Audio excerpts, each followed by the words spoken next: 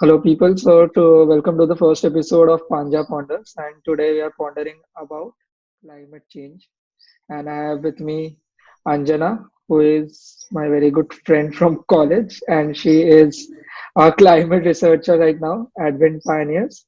And rest of the things I think, Anjana, you should introduce yourself once. Yeah, so hi everyone. As Panja said, I'm a climate researcher and I've been working in the field of climate science for quite a bit. All my internships were related to physical oceanography and researching Antarctic ice shelf melt rates. I have a master's in physics though, but you'd be surprised to know how many people from other disciplines exist in climate science. So that's all about me. Yeah, apart from politicians, everyone does, I guess. Yeah. So that's the thing. So climate change is a thing I think depends on what your beliefs and who you support because although it should be a pretty good, fact-based thing right now, but for a lot of people it's still folklore. So can you let me know like how bad is it right now? How bad is it? Okay, so here's the scientific perspective on how bad it is. There's a paper by a group of scientists at the Potsdam Institute for Climate Impact Research, which talks about tipping elements. So in the world right now, there are multiple tipping elements, but let's take six tipping elements, and they are the green. So what do I mean by tipping elements? What Yeah. I mean by that is parts of the Earth system which are involved in a cycle of its own. Okay, and it's kind of like a feedback loop, and if you disturb that feedback loop, it changes the balance of that system. So it damages the entire that particular system. So for example, like imagine it as a circle, and if you cut the circle somewhere, it's not a circle anymore, right? And you can't glue it back together. So there are like six main tipping elements, and that's the Greenland ice sheet. There's the Arctic summer sea ice. There's also Arctic winter sea ice, but we're considering Arctic summer sea ice. There's the Antarctic ice shelf. There's Atlantic thermohaline circulation. There's a lot of elements like these which have a tipping point. So when I say tipping point, I mean that when a temperature when the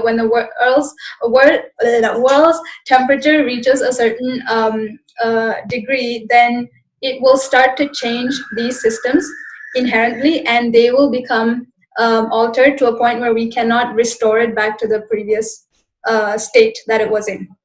So, for example, Greenland is melting at an insane rate, and scientists think that it's too late to save it. Arctic summer sea ice is completely like you cannot save it anymore. It's just gone. It's just a bunch of like very shallow ice flows. If you look at the satellite imagery of what Arctic looked like in 1980s compared, I mean, in 1950s compared to like what it looks like now, it's a huge difference. It's like you can just see it from comparing those two images. So we've lost Arctic summer sea ice. And the problem is that out of these tipping elements, Amazon rainforest is one of the tipping elements, and you know how much we're burning it, right? Yeah. So a lot of these tipping elements have already tipped. Around four have already tipped past the point of no return. Okay. So from a science perspective, it's already too late. But it's like a train crash where you try to stall it so that not all the boogies die, but you know that at least some will die. Okay, okay, all right. Yeah. Okay, but is there something in our daily life that we can see as a red flag in the sense, like, okay, what you told right now was the take from a scientific perspective. So, like, Yeah. a lot of people argue that it's getting hot, just turn on an AC. I don't think that is the solution. So, is there something that I can, that is, I Mhm. can see in daily life that is a, warning sign? So the problem here is that I don't know if this statistic is accurate because I read it a few years ago, but apparently 60%, somewhere more than half of the world's population live in urban centers, as in people live in cities in different countries. So when you live in a city, you are living in an urban bubble that does not allow you to see a lot of things that are happening. Like climate change primarily affects the coast. Right now, it's affecting the coast and small islands like Fiji, where they've evacuated all the people because sea levels are rising so much that Fiji is practically going underwater. So they had to evacuate those people. But we don't really care about that, right? Because we're so far away from that. So something that I observed, like the kind of part of the reason why I got into climate science was because when I was living in Kerala, um, like I noticed that every year in the news they would be like, oh, the monsoon has never been this strong, or the monsoon has never started this late. Every year they would be like, oh, it hasn't happened in so many years, but suddenly it's happening. And like in 2018 onwards, we had like terrible floods every year, right? So that's climate change. And you're always going to think of that as a distant problem until you live in those areas where it's directly affecting. Then you realize, oh shit, it's a real problem. And then but now me sitting here in Bangalore, like I feel so distant to that. So it's hard for people in living in cities to observe it directly, other than the fact that like the temperature around them is changing. So I would tell people, like, just go travel to places where it's actually a problem. Like for example, West Bengal and Bangladesh, in those areas, like they've been pretty badly hit with the cyclones and all of those things like happening at a higher frequency. So also the fact that all these extreme events are taking place at a much higher frequency is another indication of that, but we don't experience that, so we don't really comprehend that it's happening. Yeah, exactly. So, I don't know, but like the two back-to-back cyclones that we faced, is it somewhere related to what you're talking about right now?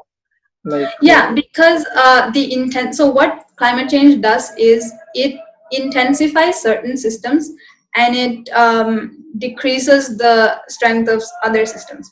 And the problem is we cannot predict which ones will increase and which ones will decrease, right? So right now what we're seeing is an increase in the intensity of cyclone formation over the like Bengal Bay, right? yeah. And that is like, that's been happening for a few years, and scientists are like, this is due to climate change, because cyclone formation happens primarily due to sea surface temperature. So the variation in sea surface temperature is what controls that. So they're like, this is a part of climate change because it hasn't been such a huge issue before.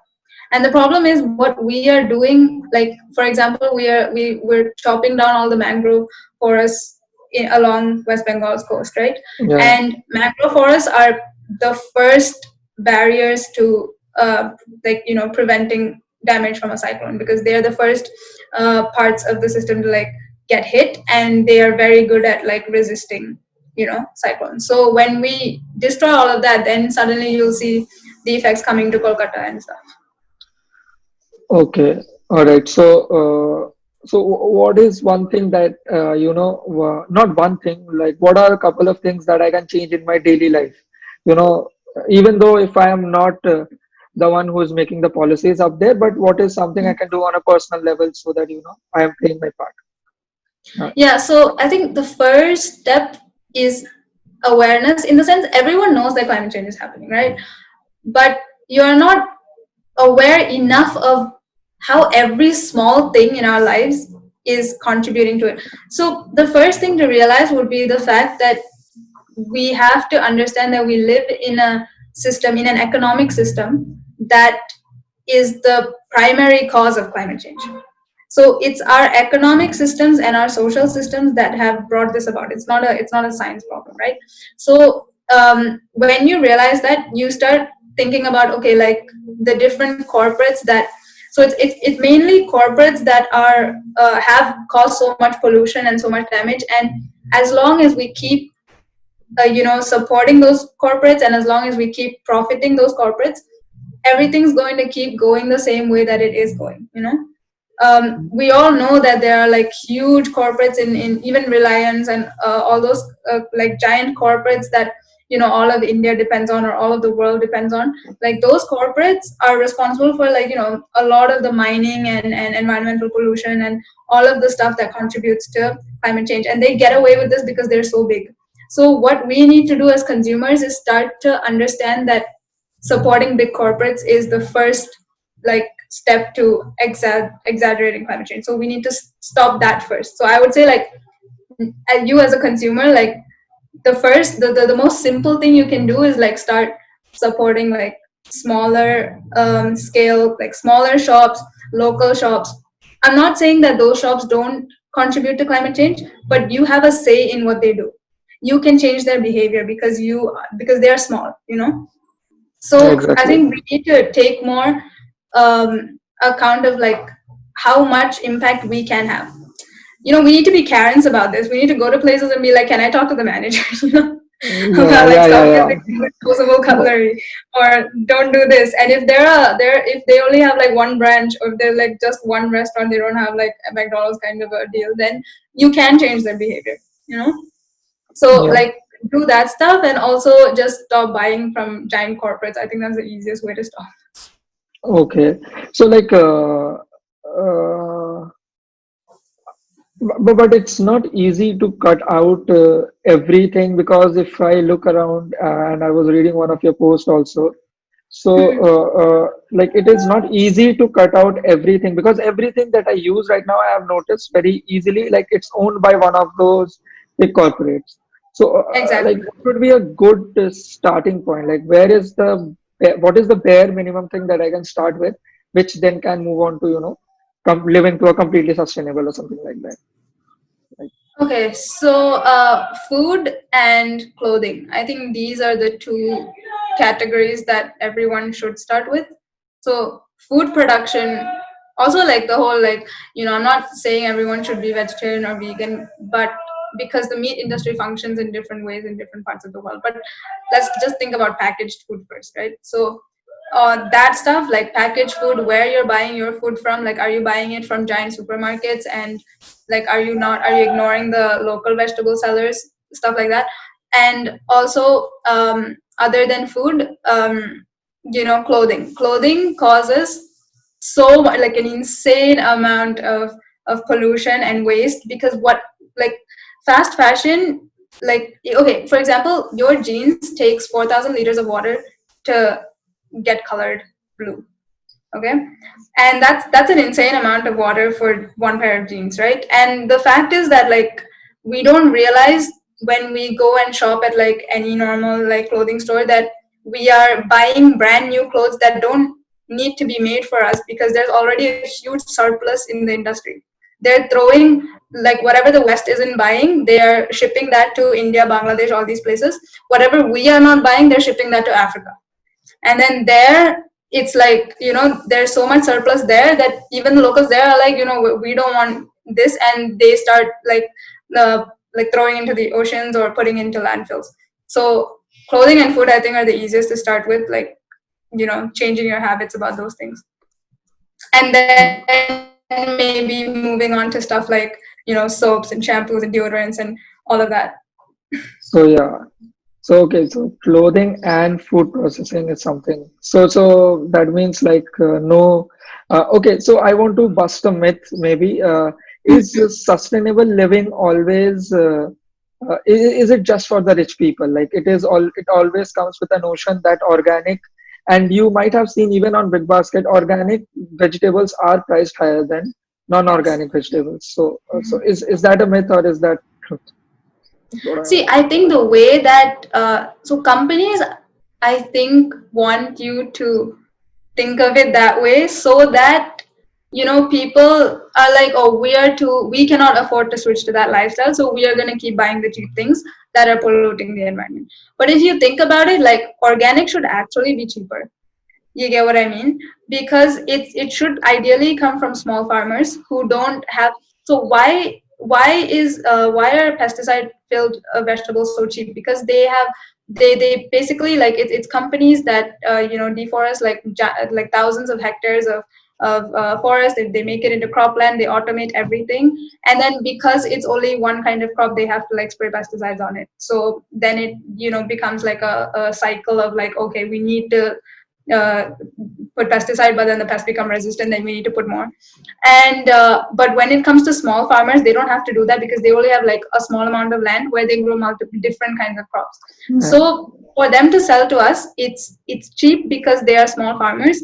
but at the same time, like, they are being taken over by corporates with the aid of the government. So there's that's why you see so many farmers being driven into debt and committing suicide, because like all these corporates are trying to take over all these small farmers and like mix that up into like a giant monocrop farm. So what we need to do is like buy from local vegetable sellers. Like they are super cheap. Like I don't think there's a difference between, like, you know, me buying vegetables at Reliance is actually more expensive than me buying vegetables from the, like, the push cart vendors on the street. And the thing about those people is you can talk to them, you can tell them like, hey, like, are you guys using pesticides? Where do you grow your food? And they know that, right? Like they will tell you like where it happens, and we can educate them in some way also.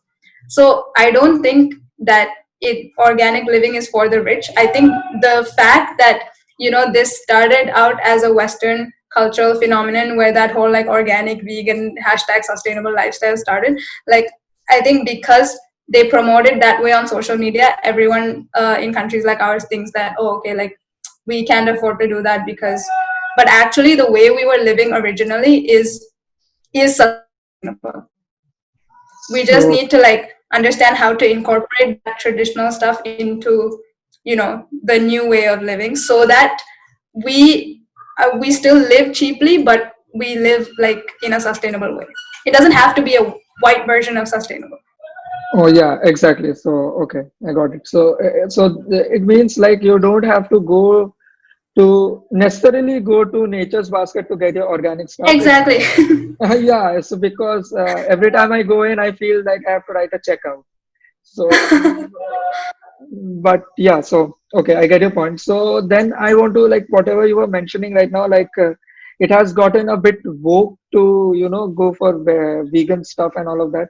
So I want Hmm. to ask you one thing: how do we make climate change pop culture, and how do we move on from that bubble that stays there? Like as soon as there were Australian forests, everyone got woke and everyone was posting about it. I'm not saying that it is not helping the cause, but I'm saying talking about making a lasting impression, lasting Hmm. change. How can I go about educating someone in that way, apart from just posting on my story that okay, Hmm. the Australian fire is there, so my prayers are with you, or stuff like that. So Yeah.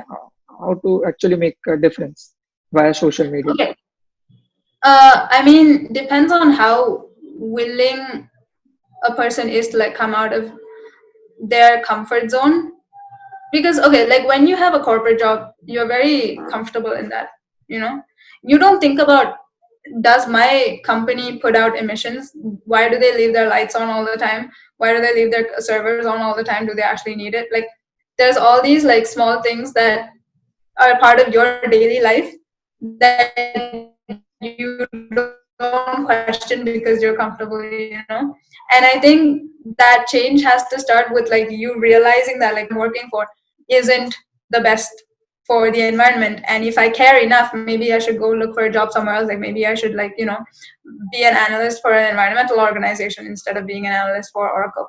You get what I mean? So it starts from there, and then if you want to educate people, it would be like I think the okay. So I did a couple of talks in schools where I was telling kids about like climate change and how what I do and all that stuff. And these kids were asking me questions like this. They were like, how do I, like, you know, how do I, with the trajectory that I am supposed to go in, which is like, oh, go to college, get a job, and then get settled. How do I put climate change into that? And I'm like, so that's where it starts. Like you have to start thinking about, you know, you have to start thinking about the way you interact with people. Like when you talk to your friends, and if they're like, oh chalo, let's like go, like, you know, let's go drink and let's get a couple of like shrubs, is then you have to be like, you have to be that annoying person who's like, no, it's owned by P&G. Like we're not buying that shit, you know. So Mm. it's all those like small things where you might come off as like this annoying organic person, but you have to start making that change in your friend circle and your family and your relatives, and you have to start thinking about your career, and you have to put all of that together and that's something that like people have to do for themselves, right? And at the same time, like I don't know where it's going with this. We were What discussing was your how question? to. We were discussing. Yeah, so Wait, no. we were. How do you tell people about this? Yeah, Yeah. So yeah, then, when yeah. you go educating people, I think the first step is to like educate the middle class. So because the middle class actually puts out the most amount of emissions, our lifestyles are responsible for like majority of the carbon footprint. The middle and upper classes. So it's not that we don't need to go and like educate all the poor people right now because they are not living such a carbon footprint heavy lifestyle. What we need to educate is ourselves, our own kind of people. Like we are the ones that need to change, and then we have the authority to tell other people to change. So Exactly. like start educating your friends and your family. Okay. So one thing you talked about was how kids were asking you what to do as a to become, to get into the field of climate change. So I want to ask you, like, what is the one thing that is missing in our education system? Because apart from a 5 mark question, I have never been, much into climate change. Absolutely, I will be very honest in my school life. So that was my most exposure to that 80 page ka ek environment ka book, EVS book, and that 5 mark question. So what is Yeah. missing? There's a lot missing, What? but yeah. Yeah, no, what is missing is the fact that people think of it as just another. So I think most of science it's like this. No, they think of science as like, okay, one other career option, and they think of arts as the fun option, right? But then, like, I have friends who work in like climate change related fields, like marine biology and stuff, who for their job they do scuba diving on a daily basis. You know, like for their job they go on yachts, or they go like whale spotting, or they go like do research on monkeys in Nicobar. Like I have friends like that who are doing all these cool things and they're getting paid for it, and all of that is happening because they knew that okay, there is something more other than that, like just that okay, the only way you can become a climate change person is to go into like a PhD, or sit in some research lab somewhere. So for those kids, I told them about all these things where I was like, you can do so many things in this field. Like you could go to Antarctica, and that's all, like, and you'll be paid to do that stuff. So what you need to start doing is like learn how to look for opportunities. There are a lot of websites, like there's a lot of like resources that I can send you for that, because there's a lot of websites where they only post eco jobs, or like environment jobs, or fields that are related to this. And there are so many fields that are related to this. And the thing is, like, people with engineer, like in India obviously, like, we have a lot of engineers, right? And they think that they can do anything about this, but actually, like, engineering is so essential in all of this. And I mean, even like you can, if you're a very hardcore tech head, you can like go into geoengineering. And all of that stuff is like like there are opportunities there out in the world and in India as well, but we are not looking at it enough, and we are not creating enough. So in Bangalore, like most of the startup scene is focused on apps, right? And I'm like, where are the companies that are like trying to like clean the oceans for money or stuff like that? It's not like you won't get investment for that, but we need people of our age to start setting up those things so that Yeah. younger kids get the opportunity to like apply for jobs in those places. Okay. So yeah, there's a list of like resources that I can send you where you can see like all the related opportunities to climate change, like all the fields that you can work in. Like geosciences itself is like a huge field. Marine sciences also. Okay. So, no, I was actually asking, like, what do you think should be included in our education system, like in the schools, maybe as part of the syllabus, not just as Oh, another ungraded subject, so that, yeah, yeah. yeah, so that the kids don't realize or think about climate change, because most of us were not and still are not Hmm. exposed to climate change or issues about climate till I think we reach college and we start seeing things for Hmm. ourselves. How to expose Yeah, yeah. them earlier on in life. Yeah. First of all, awareness programs. And so some of my friends in Brazil, like they do these things where they go to schools and they take the kids to the beaches, and they show them like these are the species that are extinct, that are endangered. These are the species that we need to save. And they get those kids to like play with them, and when you like see it firsthand, then you have a better understanding of it. But Exactly. with that said, our education system is built to support our capitalist system, is built to support our economic system. So no corporate or like no giant lobbyist group is going to be happy with the education system dissing the economic system. So that stuff we have to find out for ourselves. We're never going to learn that from schools because they're basically factories for us to go work in these corporates. Okay. All right. So I think we have come to the last question that is there any kind of hope? Yeah, actually, so as I said in the start of this, like it's a train crash, but we can still save, a lot of the bogies if we Yeah. act now. The thing is, like, first of all, our dependency on fossil fuels, the fact that we started with seeing fracking as a viable option instead of even nuclear is better than fracking, okay? Yeah. But we are still okay with fracking happening.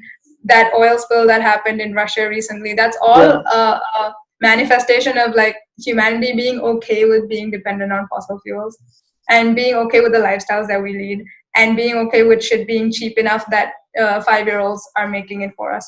You know, like Yeah. we have to change our social systems, we have to change our economic system, but it's all built by humans. It's all built by our parents or their parents' generation. It's not something that we cannot change.